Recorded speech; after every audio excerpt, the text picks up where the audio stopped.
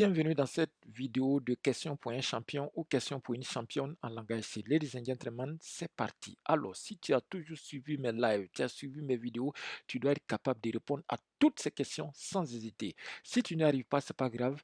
Abonne-toi à ma page, à mon Discord, etc. Suis mes formations que je propose et si Dieu le veut, tu seras excellent dans cette discipline. C'est parti, ladies and gentlemen. Première question. Alors, un instant, on va donc préparer le terrain. Et c'est parti. Alors, prends ton petit café. Première question, c'est parti. On te dit.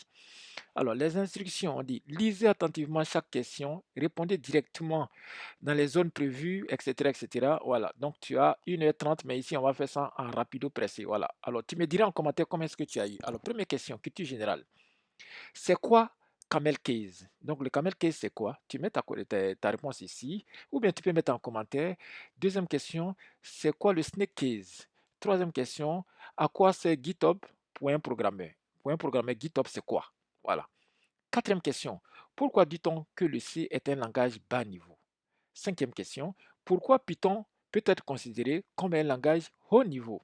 Sixième question, complète cette phrase qui est là. Une fonction est un blablabla de blablabla, blablabla, voilà, qui, voilà, effectue une tâche spécifique. Voilà, à toi de compléter les blablabla. Très bien. Maintenant ici, on continue.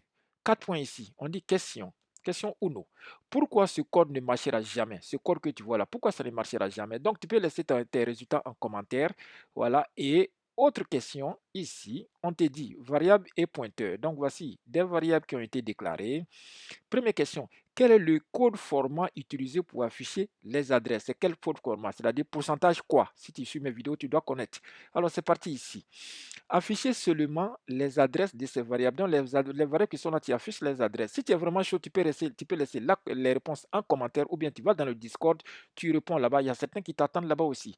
Alors, comment appelle-t-on une variable qui stocke l'adresse d'une autre variable? Quand on appelle ces gens de variables, alors, stocker les adresses des variables dans des pointeurs. Vous voyez, les variables qui sont là, de stocker dans des pointeurs. Bref, si tu es intéressé, je vais m'arrêter là. C'est vraiment intéressant. À demain pour une autre série de questions. Cette vidéo est terminée.